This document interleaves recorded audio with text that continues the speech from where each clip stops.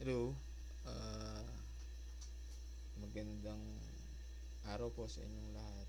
Itong video na ito is para maipakita sa inyo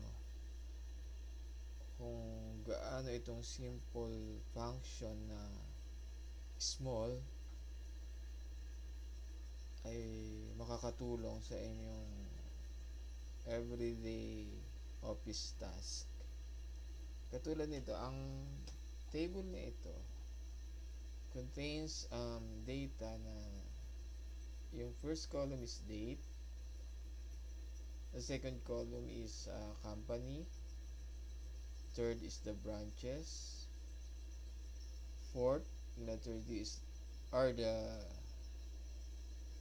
items, and the last column is the sales for each item on each branch and each company for a specific date.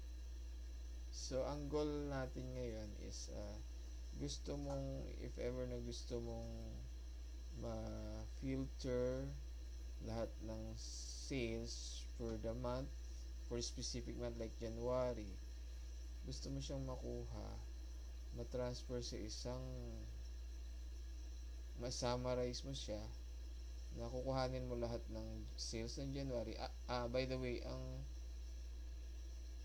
ang order ng entry nito ay hindi naka-chronological. So, mapapansin nyo, may March dito, may May dito.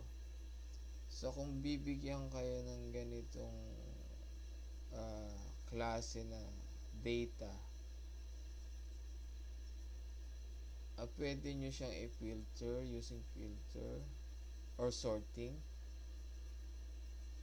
So, sort nyo siya by dates. Tapos, tsaka nyo i-kopya.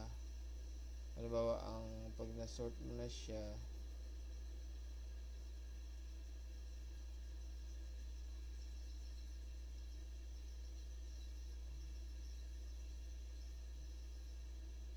ayan, ganyan.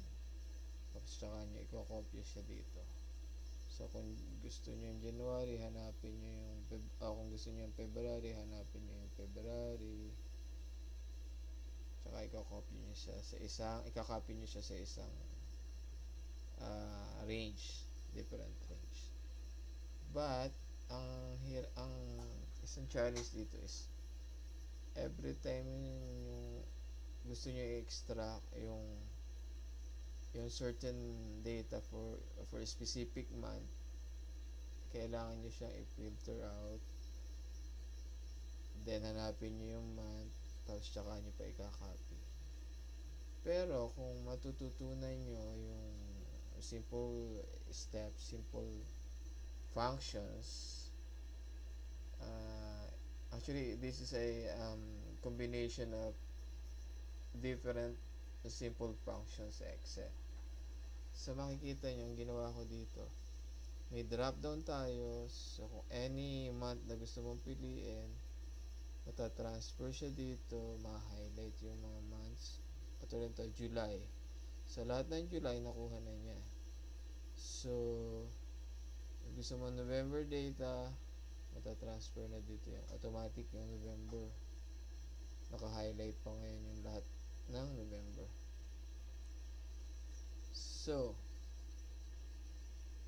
February, meron dalawa tayong sales sa February.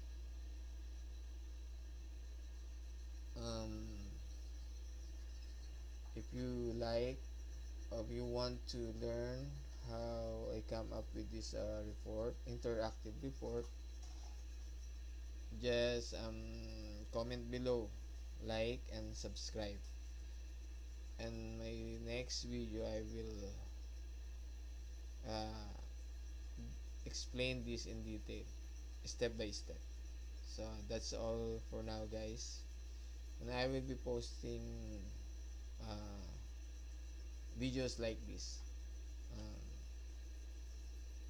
in the future. So thank you for watching. Please subscribe, please like the video and subscribe to my channel.